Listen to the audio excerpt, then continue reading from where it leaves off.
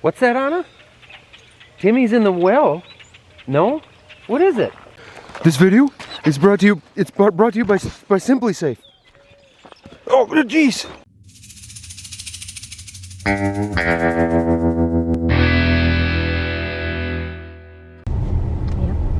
This is Millennial Farmer. Your windshield is broken. I know.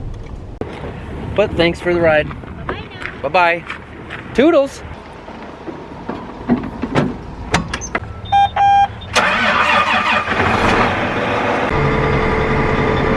I noticed there was no smoke this time when I started it up. If you remember a few videos back, there was a small campfire in the armrest here. They must have removed that. That's good. I love that retro paint job on those new Versatiles. It's a western Minnesota traffic jam. Mid-April, and we just got done having a mild snowstorm this morning. Fields are empty, so that's good.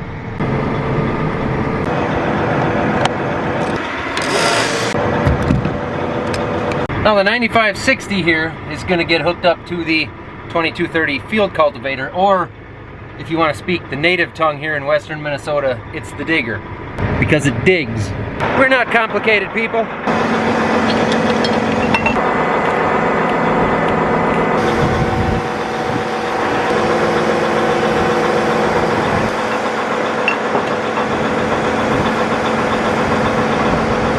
I need the big pin? I need the big one for this. Well, as long as I gotta walk up here, I'll get this thing out of the way. This is still waiting to go in the shop, but it sounds like they got the parts in for it now.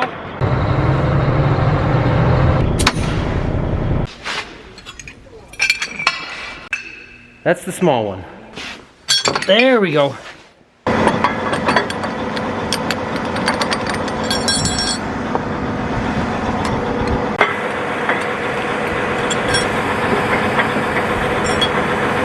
Apparently, they build the hitch on the field cultivator just small enough so that you don't use the big pin, but just big enough so that it seems like the small pin isn't good enough. That's pretty sweet. Got one of these handy dandy poly drawbar savers from May West that I've worked with before. We'll shim it right in there. That'll take up some of that slack. And I guess it does work out nice when the implement's got a wider hole, so you can put the, you know.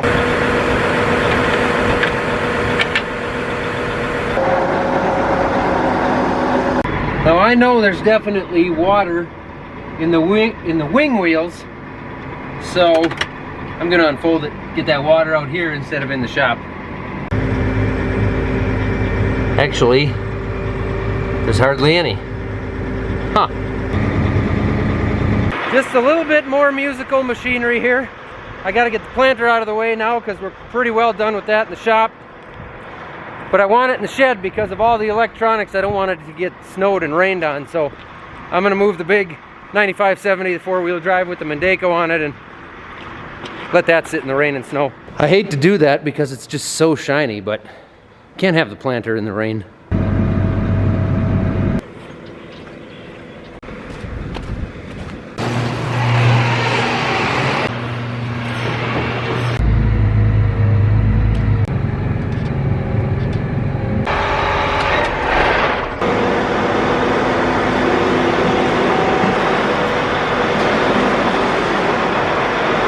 That's one of the things that I really like about these RTs over the four-wheel drives.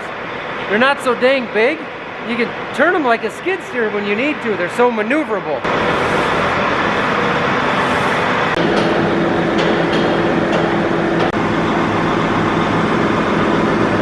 There.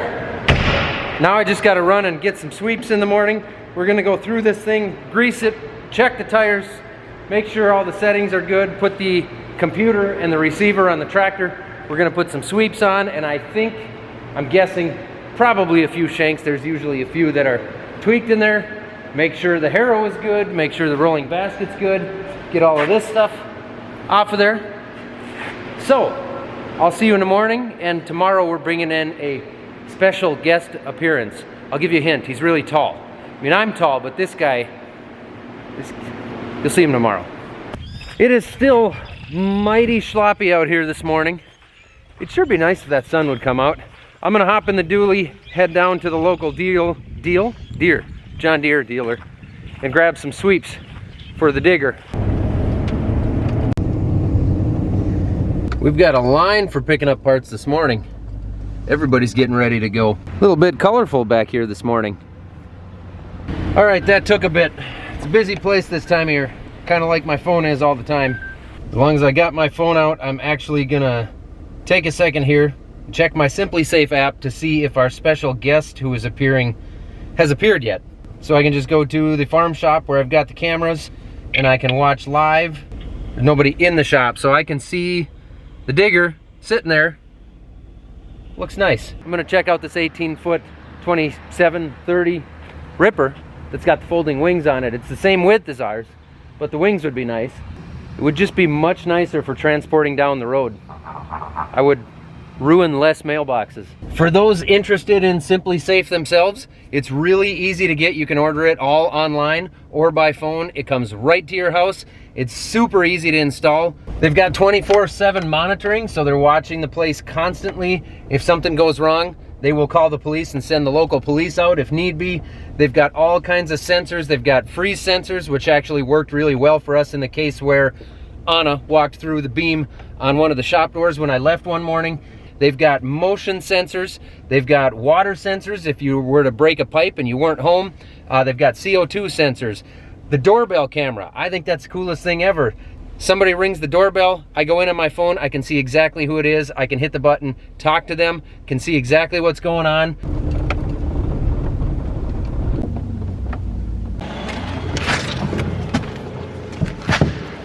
Still no Sam. I mean, special guest appearance guy.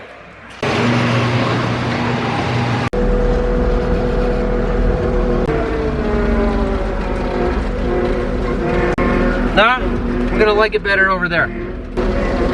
That makes more sense. May as well get things started here. Pull out the champ mats.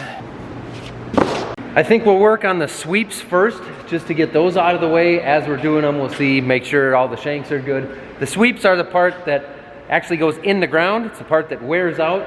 A lot of these are pretty good, but we've got some new ones that we're gonna try, so we're gonna yank them all off, and I'll just save the good ones and toss the ones that aren't any good. Gonna need a removal tool and a hammer. So this is the sweep, or the tooth, whatever you want to call it there. Nobody calls it a tooth. I do sometimes. This one's broken. Check that out. Now I've got a pretty good case of tinnitus in my ears, which means they ring all the time. I suppose that comes from years of being a farmer and a hunter and a race car driver. So I'm gonna put some earplugs in because my ears really hate the sound of repeated clanging metal. And my eyes don't like flying pieces of metal either. Oh, that one ain't moving. Yeah, that's gonna need an impact. Or break it. Go the impact route. Something happened with this one. It probably hit something because it pushed up past the spring here. That's the lock spring. It's supposed to be up here, and this actually pushed way up past it. So then what happens is I can't get the handy dandy removal tool in behind it. It's a bummer. I sure wish you could swing a hammer, Anna.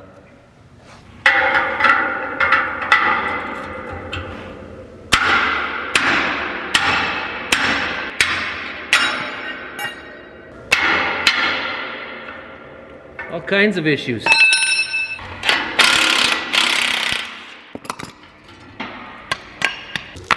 So when I was younger, all of these sweeps went on with 2 bolts. It's a little bit different now. Here's a brand new setup. I'm gonna show you guys how they work now. And a lot of them still do bolt on, but this system is so much faster and easier now that they've got it down pretty good so that you don't lose a lot of them. It used to be that these sweeps just had 2 holes in them and bolted directly to the shank right here. Now, what we've got is this locking collar, not a collar, but clip system. So this clip goes behind the attachment piece here, and you bolt this piece on, and now there are ridges or grooves right here that lock into the clip behind here. Not a complicated system, pretty simple, but sometimes if the shanks get tweaked or things get bent just a little bit, you can't always get the tool pried in behind them to compress that spring so that you can hammer them off. There's the new clip attachment piece all set up before we put the sweep on.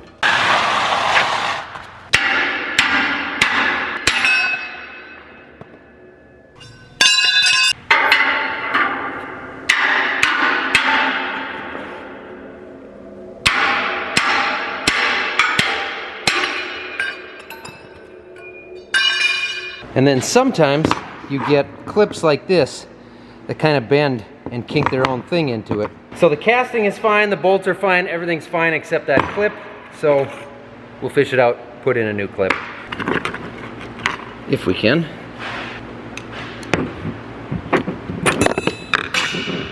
You guys okay? Did that get you?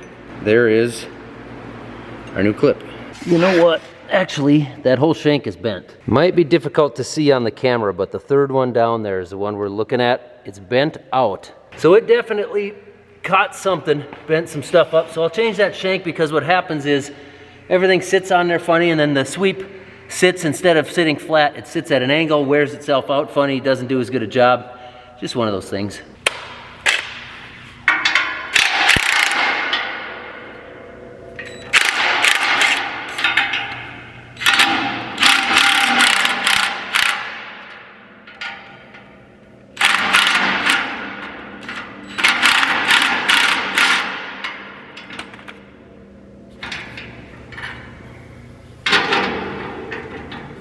I was afraid of that.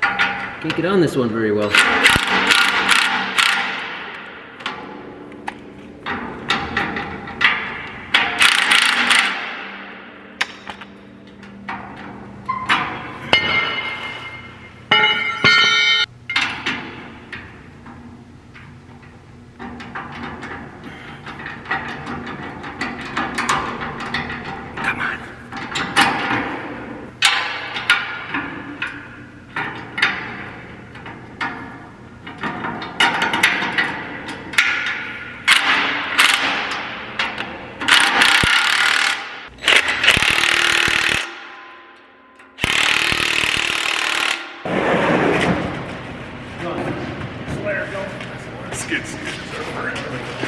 My special guest is here. He's made the appearance, and as you might have guessed, since I used his name, it's Sam. Tillage Man Sam. That's me. That's him. And he brought me, what's the official word on these? It is a plus sweep. So this is the same shape as what we're putting on, that's the standard wear, but this is the high wear version, so the whole sweep is heat treated and hardened, and then there's a carbide edge that's added here, in this case to the neck, a bunch of material added to the point, and then underneath the leading edge here is a carbide coating that should give it, you know, a lot longer life than just a standard wear sweep. So this is a 10-mile-an-hour field cultivator, right? And so with a high-speed tillage tool, the faster you go, the faster ground engaging parts wear, right? Yep. So in that instance, I think there's some guys that are looking for something that potentially maybe you don't have to replace in the middle of the season even. It's enough talking, Sam. Let's get to work. I've had it with all your science.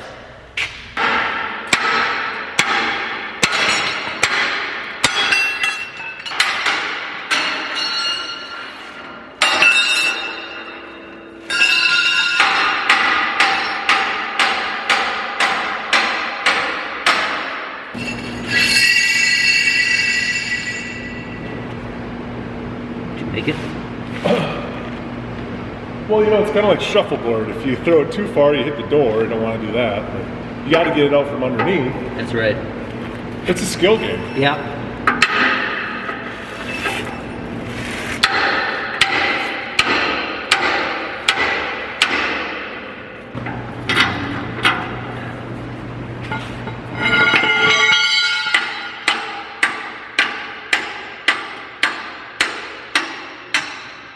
Can you get out of here, Sam? Or do we need to call a scientist? There are pros and cons to being 6'10". Working underneath the field cultivator is not one of the pros? You know, I like to think I'm pretty dainty. for a 7-footer. I would say the old one here is more than likely bent, but we'll set the new one there just to make sure they line up. Oh yeah, no, it's bent. I'm so funny. All right, we got about 2/3 of them off here. Replaced a few of the shanks, 2 or 3 of them, and some of the clips on the pieces. Now we're tossing the new ones on here, so we're gonna go every other. This is the standard true width that they call it, that we've been running. And then those ones there got the carbide on them, been heat treated. So we're gonna go every other all the way across this whole thing and see how they compare. Sam's been clicking them on by hand, which I think is fine as long as they stay there. But I usually like to give them a good hit on the nose with a hammer. So I got a special hammer here. It's a torque hammer. It squeaks when you hit it. So instead of a click wrench, like with a torque wrench. Yes, you just hit it right here. So there, you know that's on tight. You get the high-pitched whistle. And then when you're done, that's how you know we're good. It's the lunch bell.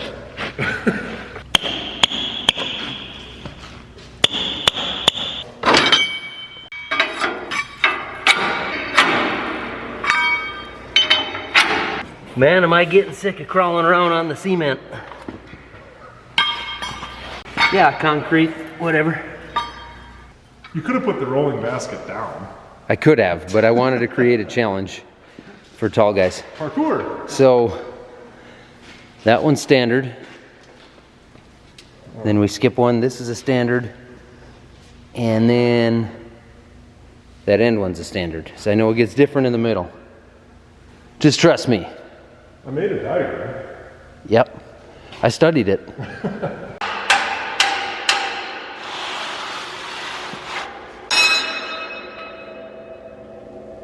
What'd you do? It smells like burning. Just smelling the removal tool? It smells hot.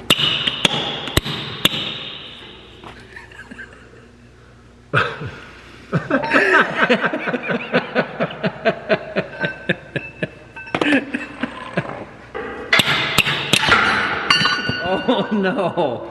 Oh,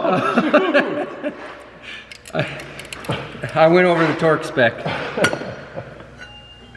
That was not a John Deere part. Not a John Deere torque hammer. No, it was an off-brand. It's weird. It's like that thing wasn't even built to take sweeps on and off. I don't know, what can you do? It works. I mean, if it works, it works until it doesn't work. Yeah, you just can't get anything nice nowadays. What if the whistle still... See, it still works. We're good. No, there's 0 left. Psych. Sounds like something I would do. It does, yeah. There's a few random scattered back here. I've got the schematic sheet.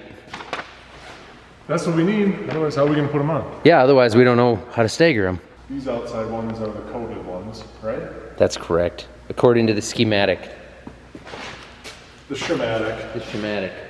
The two, let's see, and then the next. So then these 2 on the back are regular ones, right? The first one's regular. Yes. And then that one is as well. Okay. Yeah. My knees are getting really mad at me. Are your knees older than mine? They're probably not, yeah, I'm sure they are. But sometimes they act younger. 20 years of basketball. There's only 5 left and you got 5? 5 normals? I mean, carry the 1, divide by 7, square root, 25 is 5, yeah. I did the math right. Yeah, you're good. I think we did it, Sam. Yeah, where's the whistle?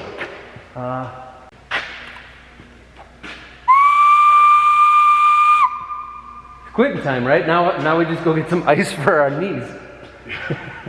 There's a phantom one sitting on the frame right there. We got an extra? Ooh. There's an extra one up there. That's where you put the Can you spares. reach it? Oh, thank God I don't have to go under or over. It's a good thing I'm 6'10". My knees hurt too much to bend over and pick those up. Anna, could you be of any use here? No?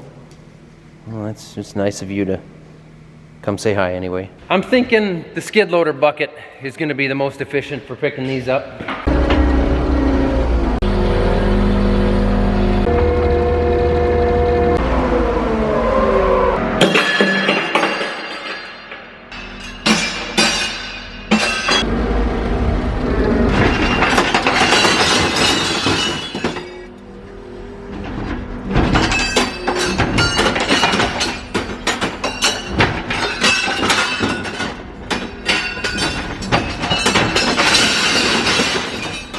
That actually didn't go too bad. I've had it go much worse. I could have spilled like 30 of them. No, only 2. Now that digger, we'll come back to it tomorrow or the following day and we'll go through the tires on it, make sure they're all good. We'll hit all the grease zerks on it. We got a spring to put in the harrow in the back that came out. I think the bolt broke actually, which is why that spring came out. So we got to put a spring in there. Got a little bit of work to do to it yet. Put the stuff on the tractor for the auto steer, but for right now, I got to climb this grain bin. Dad's climbing one of them up front.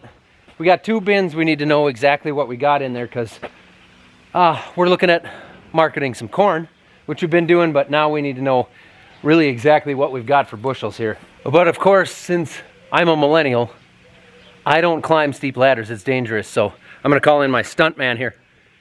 Hey, stunt man!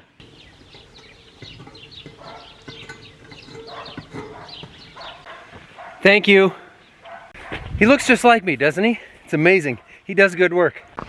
Now, we got some gravel to blade as well. I had some more fill brought in on the driveway. We're gonna level that out some now that it's been run over a bunch and packed down, and hopefully get rid of some of our water issues and potholes. Anna, you wanna ride? You wanna ride? She does, but no.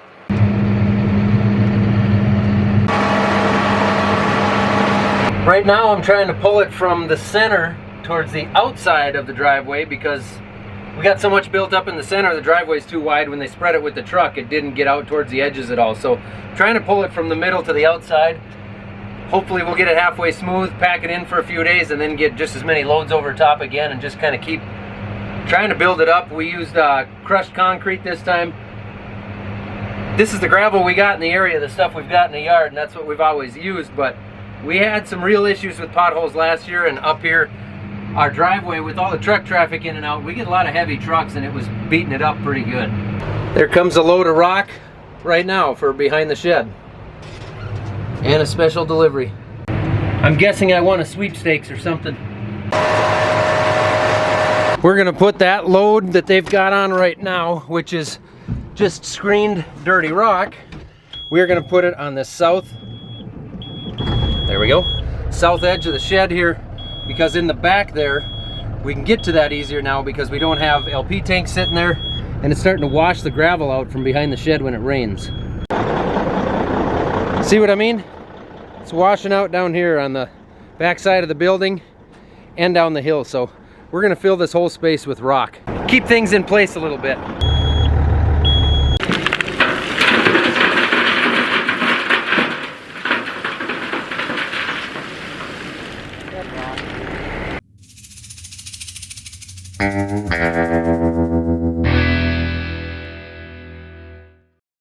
All right, it's 5:30. I gotta do family things now. Thanks for watching.